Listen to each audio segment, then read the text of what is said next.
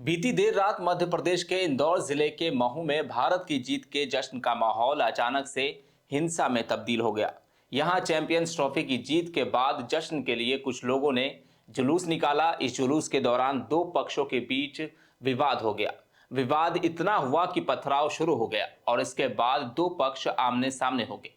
आखिर ये हिंसा कैसे भड़की और अब वहां जो है कैसा माहौल है, ये सब आपको इस वीडियो में बताएंगे, तो बने रहिए वीडियो के आखिर तक। ऑब्जर्वर पोस्ट हिंदी देख रहे हैं आप, मैं हूं आपके साथ मोहम्मद उसामा। बीती देर रात चैंपियंस ट्रॉफी के फाइनल में भारतीय क्रिकेट टीम के जीत के बाद पूरे देश में जीत का जश्न मनाया जा रहा था, लेकिन मध्य प्रदेश के इंदौर जिले के महू में पथराव और आगजनी की घटना हो रही थी। खबर है कि भारतीय टीम के चैंपियनशिप जीतने के साथ ही महू में 100 से ज्यादा लोगों ने 50 मोटरसाइकिलों पर सवार होकर जुलूस निकाला। इस दौरान जब जुलूस जामा मस्जिद के पास से गुजरा तो दो पक्षों के बीच विवाद हो गया, जिसके बाद पथराव की घटना शुरू हुई।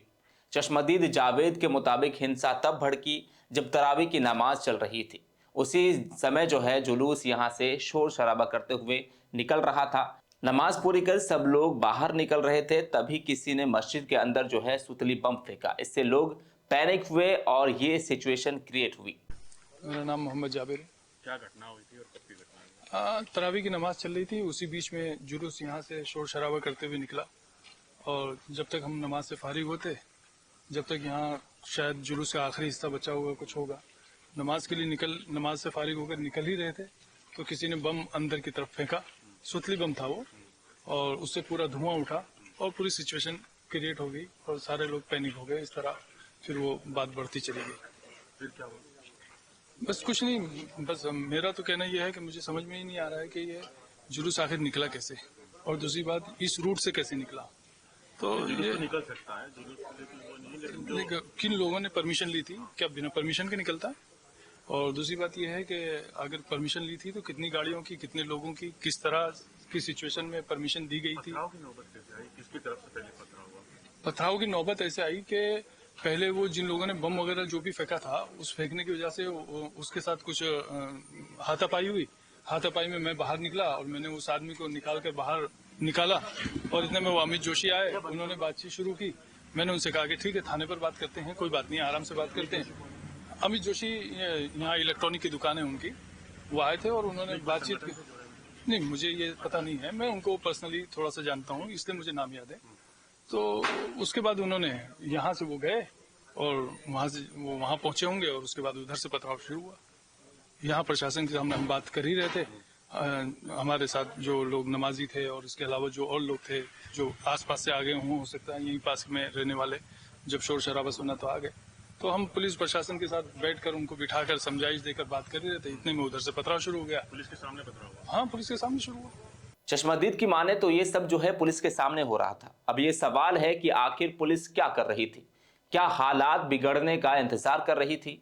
और ये भी सवाल है कि उस इलाके से जब जुलूस निकाला जा रहा था तो क्या इसके लिए परमिशन ली गई थी, और अगर परमिशन ली गई तो क्या सुरक्षा के पुख्ता इंतजाम किए गए थे? इंदौर ग्रामीण एसपी हितिका वसल ने बताया, भारत और न्यूजीलैंड के मैच के बाद जुलूस निकल रहा था, जिसमें कुछ लोगों ने मस्जिद के बाहर पटाखे फोड़े। इसके बाद दोनों पक्षों के बीच जो है विवाद पैदा हुआ और दोनों तरफ से जो है पथराव हुआ। एसपी के मुताबिक हिंसा में 3 लोग घायल हुए हैं। हालांकि पुलिस बल लगातार पेट्रोलिंग कर रहा है।